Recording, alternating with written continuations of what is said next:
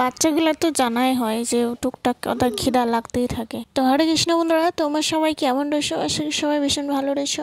তো এই যে আজ সকাল সকাল ব্লগটি স্টার্ট করলাম। তো এই যে কুকারে একটু ভাত বসিয়ে দিলাম, খিচুড়ি ভাত।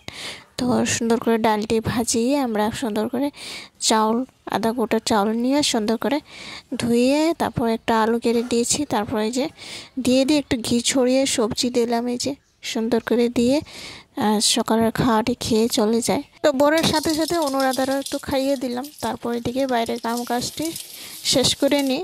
1 ঘন্টা পরে এসে আবার দেখি অনুরাধার আবার খিদা পেয়েছে। ওরা একটু এই যে পপকর্ন ভেজে দিলাম। তো এই যে দেখুন একটা পপকর্ন প্যাকেট নিয়েছিলাম ওর জন্য। সুন্দর করে কড়াইয়ের মধ্যে দিয়ে 2 মিনিটে সুন্দর করে এই যে দেখুন কি সুন্দর হয়েছে, পপকর্ন ফুলে উঠে এসে। একটু ঠান্ডা হওয়ার পরে এই যে অনুরাধারে দিয়ে দিই, তো খেয়ে নে। তো বন্ধুরা, ভিডিওটি ভালো লাগলে অবশ্যই লাইক, কমেন্ট, শেয়ার, সাবস্ক্রাইব করে জানাবেন। আশা করি নেক্সট ভিডিওতে দেখা হবো।